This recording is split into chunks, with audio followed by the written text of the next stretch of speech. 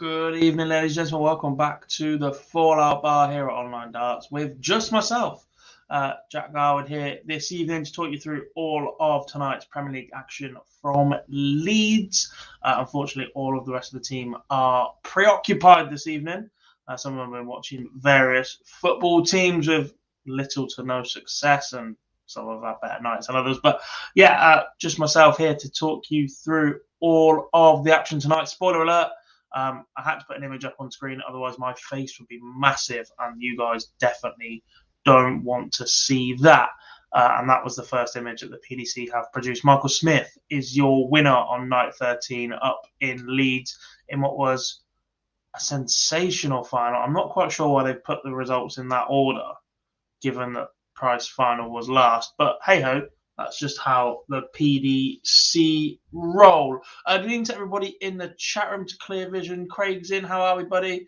Matthew's in, and Jamie is in as well. Not expecting as many of our friends from over the pond tonight, from America and Canada, as the NFL draft is about to take place. But if you are listening back, you guys, we hope you are all well. I'm just going to get straight into it at that point. And take a look at tonight's action, starting with Michael Smith's first victory on the night against Chris Dobie.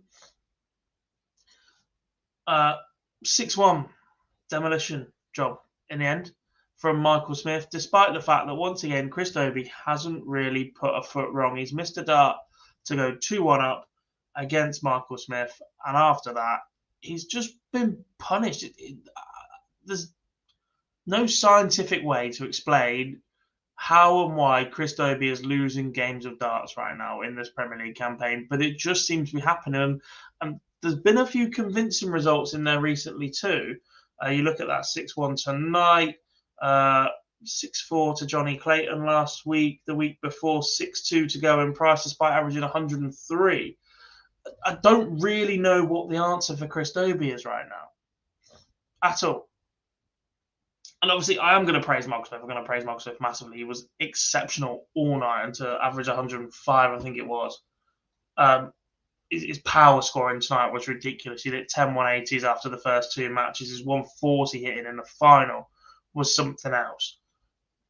But I have a stat from Darts Oracle. It says Chris Dobie's last 7 averages in weekly quarterfinals he has lost in the Premier League: 100.83, 97.64, 103.27, 106.47, 99.09, 101.98, and 104.45.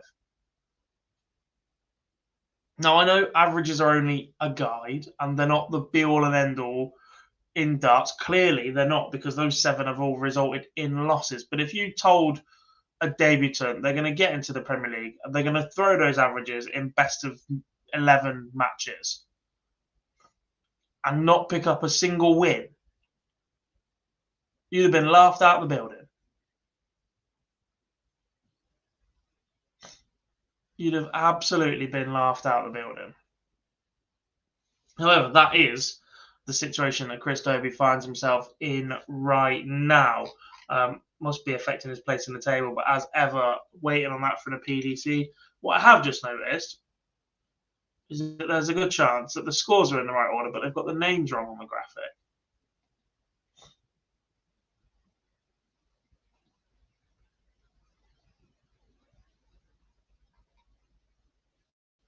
That should be in match order. Hey ho, makes me feel better about my job when I make mistakes. When these guys are doing exactly the same. As for Marcus Smith, as I said, just truly brilliant in this match. I'm not sure there's a lot else to say about this first one, though, folks. So we're going to move straight on to match number 2, which was Michael Van Gerwen against Peter Snakebite Wright. That ended in a 6-3 victory for Snakebite. I've been trying to tell the boys for weeks that this is not the same Michael Van Gerwen, and that every single night is not about Van Gerwen and Price and whatever else. And this feels like a little bit of an extension of that right now. Michael Van Gerwen, to me, is just mentally checked out in this Premier League. He put himself in finals after a lot of good work early on, made a lot of finals, picked up a lot of points, got himself top of that table, which obviously he no longer is. I don't think. No, Price is top.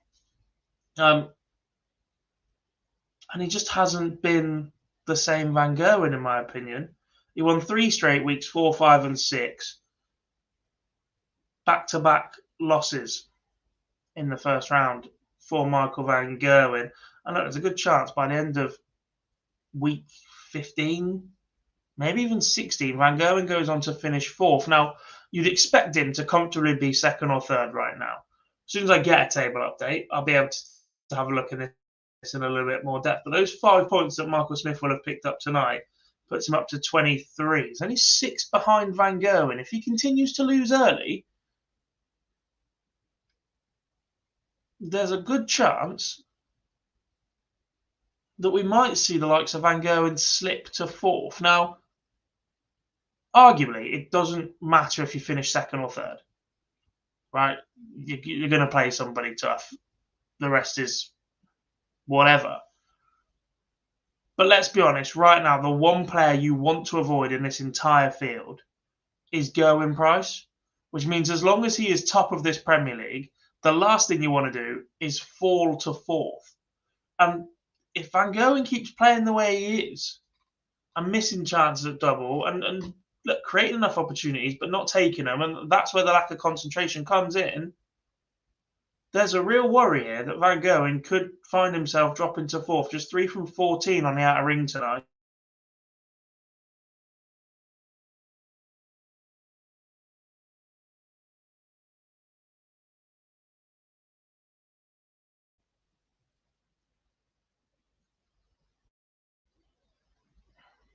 How does a wide connection drop like that? That needs to change very quickly if you didn't catch the end of my last sentence.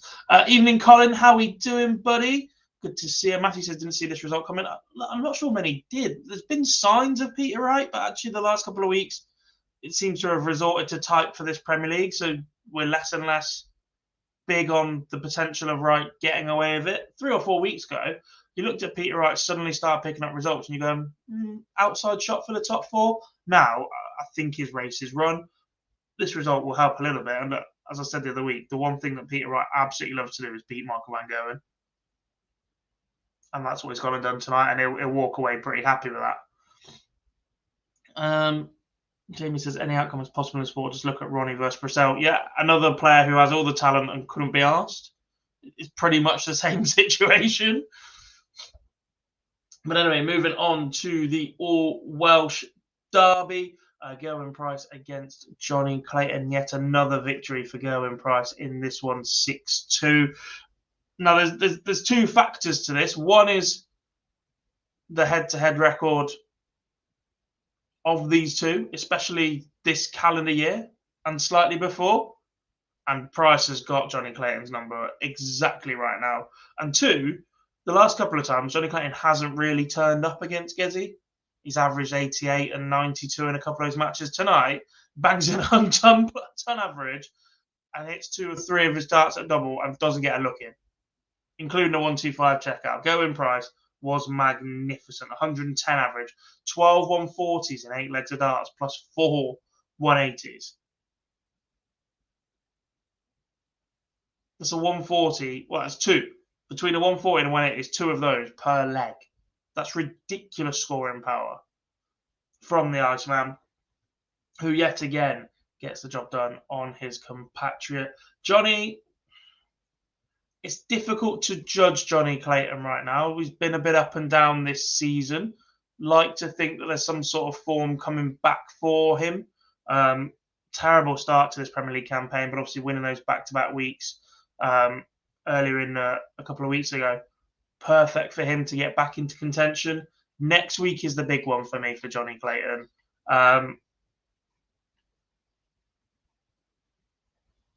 He's in a part of the draw where he takes on Peter Wright to start with, and the other 2 players in his side of the draw are Chris Dobie and Dimitri van den Berg.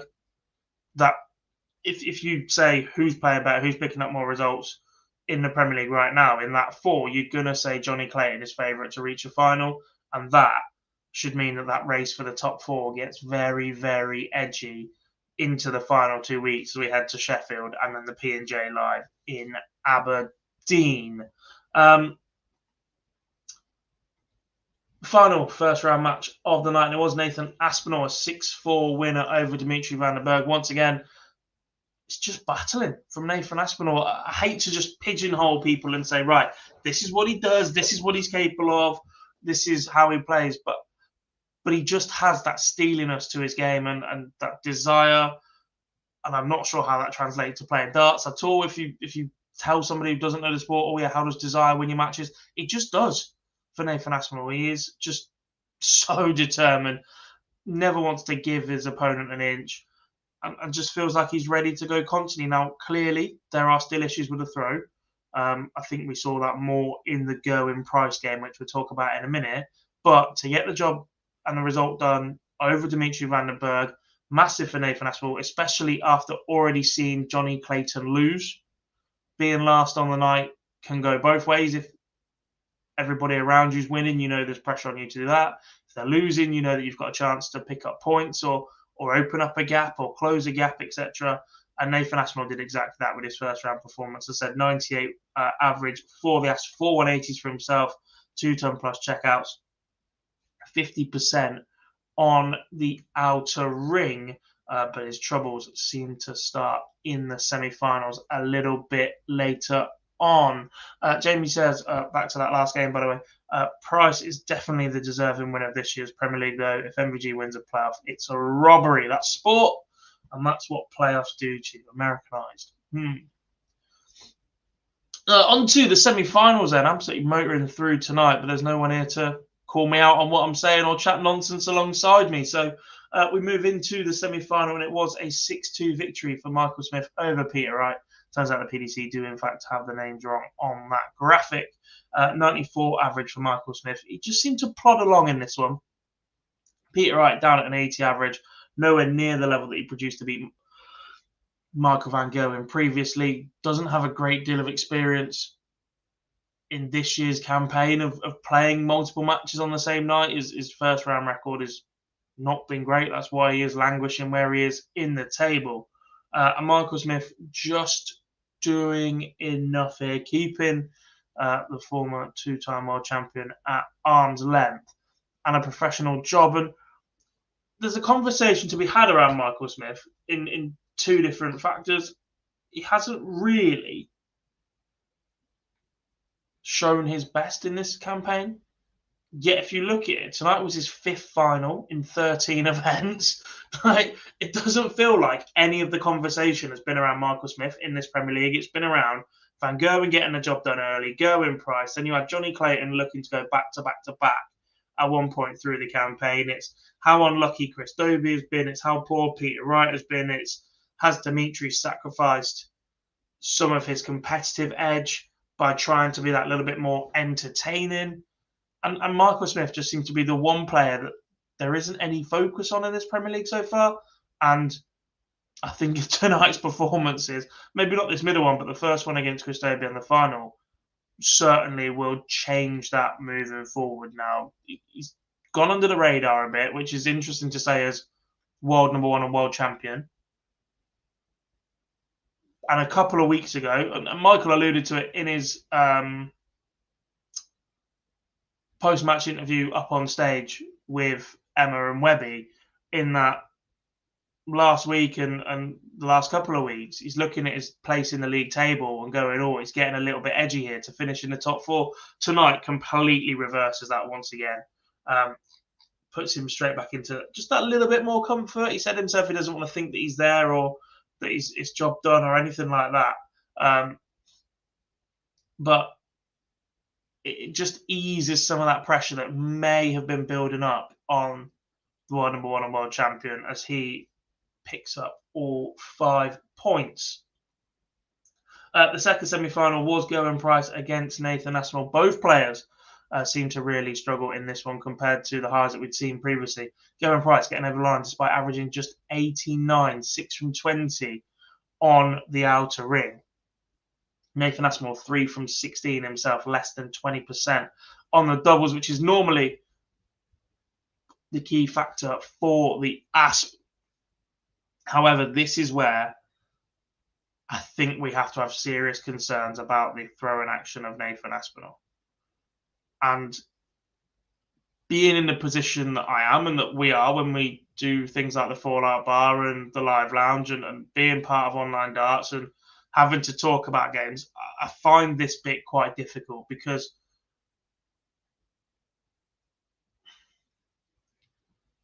more than happy to discuss the fact that his action seems to break down a lot more and more at the moment, and there is clearly an issue in re-gripping. And if that is a mental block to letting the dart go, then obviously that's a major issue and actually one that can change the course of a player's career. But being in a position where I talk about it publicly, I don't like the feeling that the player might hear that because you're aware of just how mental a condition it can be. The minute all you hear about is that, and people talking about it saying, well, you've definitely done this or you've definitely got this, that will play on your own mind when you hear it. But the concerns right now is that throw for Nathan Aspinall is not where it needs to be. It's clearly betraying him a little bit, is the way to describe it. It's just not allowing him to let go of the darts as freely and as comfortably as we've seen Nathan Aspinall throw darts in the past. He's never had the smoothest action in the world. He's always been up on the front foot and jumping around a little bit, and it's not the most aesthetically pleasing throw, or it's not the one that you textbook coach anywhere, but it's always worked for him, and he's always been able to get himself into a rhythm. And even then, those little reset points that you see where drop his shoulders or give it a big roll up of the dart just to get himself into place, they don't seem to be working as counteractive measures to allow him to throw the dart where he wants it to go. And clearly it seems to be worse under pressure, which again tells you that it's more of a mental thing than it is just a straight up physical, my arm's broken style thing.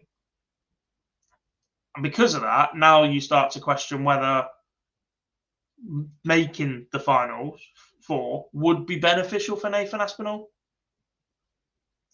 Because if he goes and he puts himself under all sorts of pressure on the night, if he goes and gets a result, brilliant. If not, there's a chance that starts to unravel just that little bit more.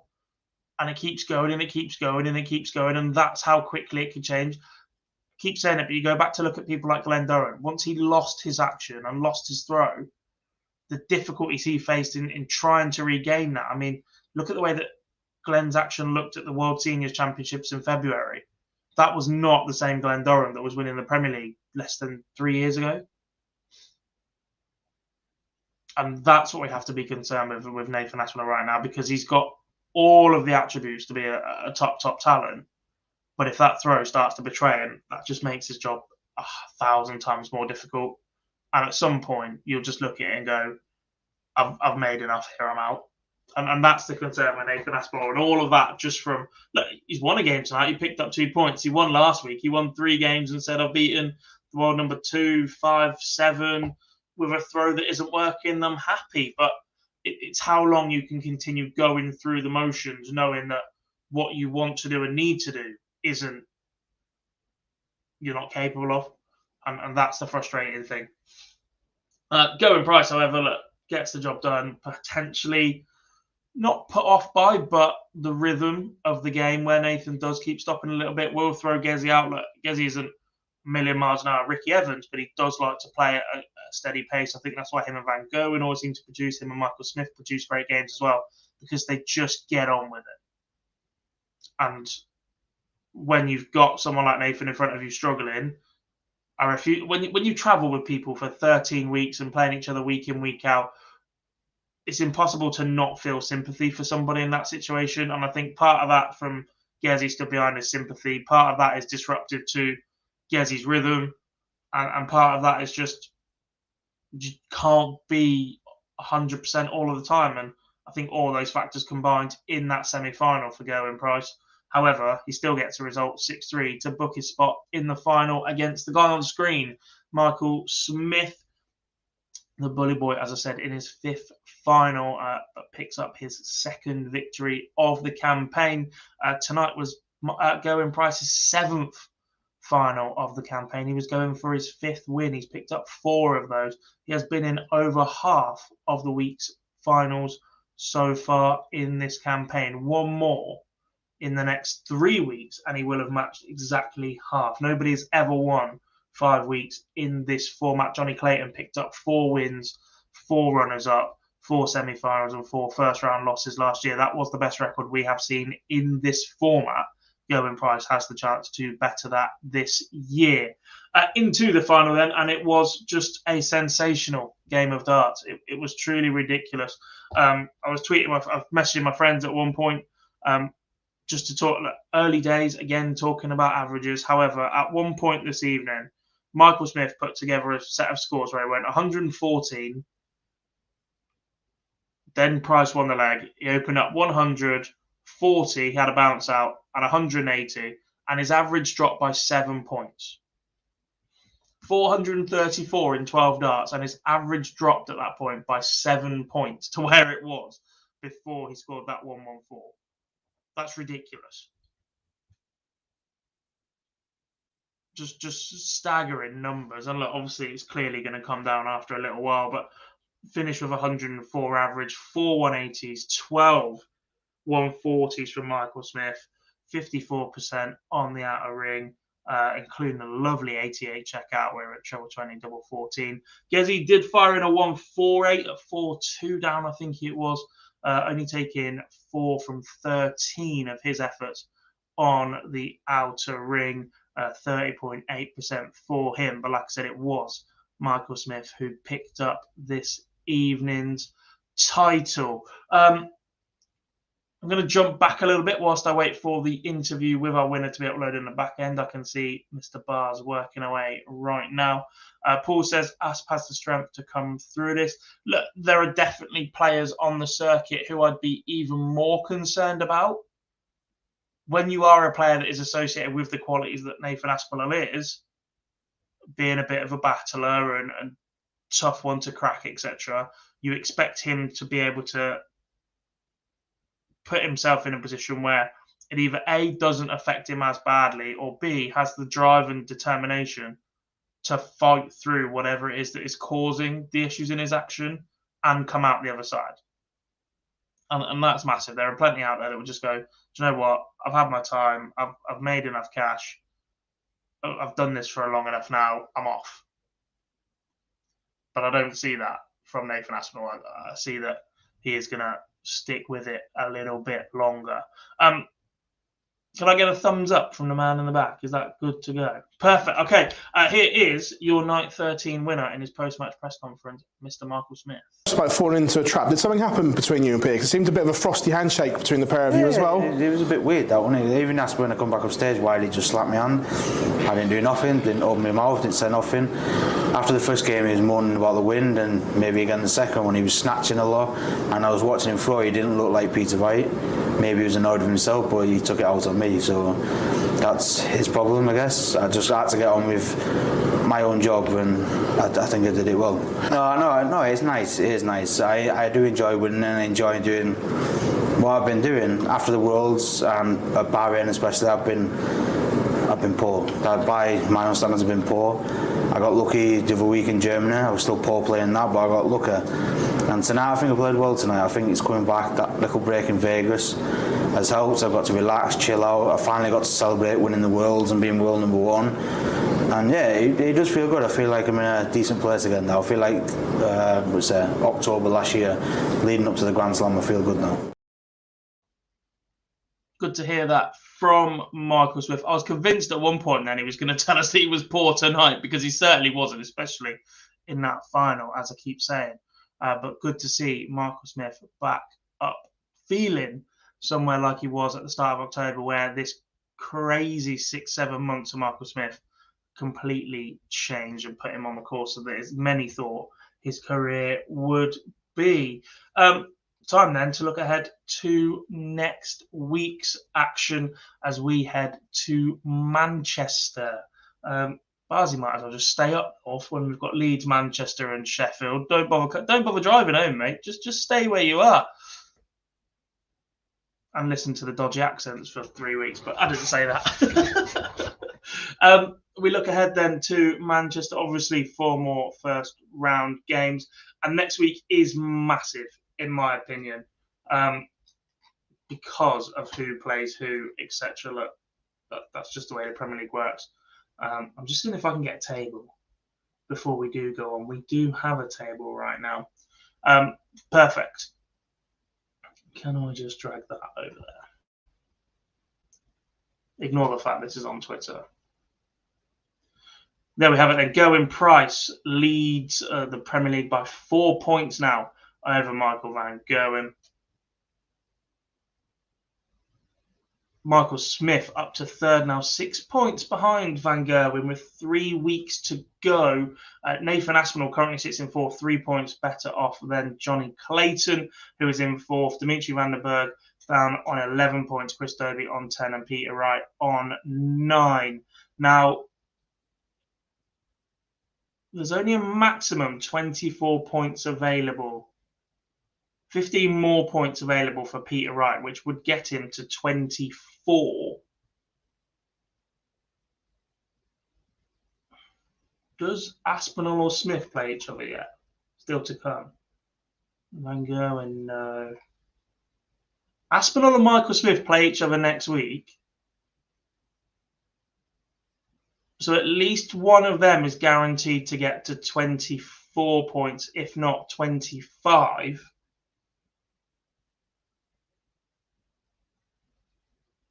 I think Peter Wright might be done, and I don't think Chris Dobey's got a long way to go either, or Dimitri Van den Berg. Dimi can get to 26 maximum. I still don't think that's going to be enough. I think this is the point where, with 3 weeks to go, we rule the bottom 3 out now. They are. It would take an absolute miracle for these 3 to make it to finals night. I think we are down to a 5-horse race, 26 points with 3 weeks straight. I just don't see it. I just don't see it, especially when they're climbing, because then they'll be playing Smith, Aspinall and co. It's just not happening. So that's the table as it stands. And the reason that next week is so important is because the top half, the draw for next week looks like this. Peter Wright takes on Johnny Clayton. Chris Dobey takes on Dimitri Van den Berg. Michael Smith takes on Nathan Aspinall. And Gerwin Price takes on Michael Van Gerwen. Now, that was in draw bracket order, which means Peter Wright, Johnny Clayton, Chris Dobey, or Dimitri Van den Berg will be a finalist next week, absolute minimum. So that's 3 points to at least 3 points to one of those 4 players: Peter Wright, Johnny Clayton, Chris Dobie, Dimitri Van den Berg. Now, we've just ruled 3 of those out of contention for finals night. Johnny Clayton is the favourite at the top half of that draw, and that 5 points will be absolutely massive, knowing that Michael Smith or Nathan Aspinall are going to lose first round. Gerwyn Price, Michael Van Gerwen are going to go at each other in the last game next week. But that will be significant to see how that plays out in the AO Arena. Right, predictions times. Chat room, you know what to do. Get involved as well. Starting with Peter Wright, Johnny Clayton. I can't see past the ferret. Beaten tonight by Gerwyn Price. There aren't many times in this campaign, if at all, we've said Johnny's been well beaten, unless it is against Gerwyn Price. And at this point, I just can't see past him. I can't see past him not making the final, if I'm being honest. So that's a bit of a spoiler from my predictions. But I'm going to say Johnny wins this one, and I'm going to say he wins this one 6-3 to the Welshman. Matthew says Clayton 6-4. Jamie says it's a bit tighter. He says Johnny 6-5. I'm going 6-3 in this one. And next up is Chris Dobie against Dimitri Van den Berg. The loser of this is 100% mathematically out, I think, by the end of it. The winner of this still has a chance. Very, very slim outside chance, but I'm still pretty much ruling them out. And the winner of this, in my opinion, will be Chris Dobie. He is just playing at a significantly better level than Dimitri Van den Berg right now. He just isn't getting the results. And there's no real logic, as I said earlier, behind not getting the results. But next week, I feel like that's the one where Dobie will get the W that his campaign deserves and will potentially push on, but we'll see about that one. Matthew says Dobie wins 6-3. Jamie says Demi wins 6-4. I'm going Chris Dobie, and I'm going to say he wins this one 6-4 as well. I think it's a little bit closer. I think if you look at the game on paper at the end of the night, you'll go, how was it that close? But I'm just going to say he's got a knack of dropping a couple of legs at the minute. So I'm going to say Dobie beats Van den Berg. Into the top half of the table, but the bottom half of the order of play, Michael Smith takes on Nathan Aspinall. The home venue, basically, for these two. One from Stockport, one from St Helens. I'm going to say it's the St Helens man that gets the job done next week, though. I think Michael Smith looked brilliant at times tonight. And I think he's well adept to deal with Aspinall should he struggle to let go of the dart again next week. So I'm going to say Michael Smith. I'm going to say he wins this one 6-4 for me to the Bully Boy. Matthew says Smith 6-3. Jamie says Asp 6-3. And Paul says Smith 6-2. And on to our final game next week. It is Gerwyn Price against Michael Van Gerwen. And this is the real litmus test for me to see where Michael Van Gerwen is right now. We said he's lacked concentration the last few weeks. He hasn't really picked up the results that we thought he might. He could have absolutely dominated this Premier League the way that he started the campaign. However, he is now second in the league table. And this will be the one. Does he want it enough? If he goes out and beats Gerwyn Price next week and Michael Smith the first game the week after, that's 2 tough quarterfinals to start for Michael Van Gerwen. If he can't get himself up for these 2 games, knowing that his league position will change a little bit, should be there or thereabouts for finals, I think we'll work out the numbers not next week, the week after, but does his position in the finals matter to him? Does his opponent matter to him? Is he still in the right frame of mind to go and take people apart like we used to see from the Green Machine? My answer is no. I think Gerwyn Price just has too much for him right now. Unless there's a massive draft across the stage, which by the look of a couple of social media posts from one of the Welsh players and after last week as well, it certainly seems like that's been an issue in the Premier League the last couple of weeks. But we've still seen Gezi banging ton plus averages for fun whilst those conditions exist as well. I'm going to say the Welshman wins this one, and I'm going to say he wins this one pretty handily as well. I'm going to say he wins this one 6-2. In the chat room, Jamie says Gezi wins 6-0. Price says 6-1. Matthew says Price 6-5. We're going tight. From there, you know the drill by now. Those of you that have put some score predictions in from your 4 semi-finalists, pick your winner. Who beats who in the final? I'm going to say that Joe in Price beats Johnny Clayton. I'm struggling to see any other outcome from Johnny Clayton making the final from that top half of the draw. Gerwin Price will definitely deserve that 5th win if he goes on to do that next week in this campaign, because he'll have to beat Michael Van Gerwen, either Michael Smith or Nathan Aspinall.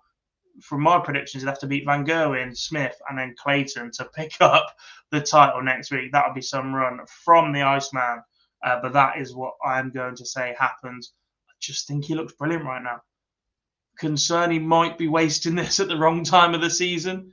The match play is still a long way away. The back end of the season is where it all matters. But right now, there are 2 things. Gerwin Price looks absolutely mustard.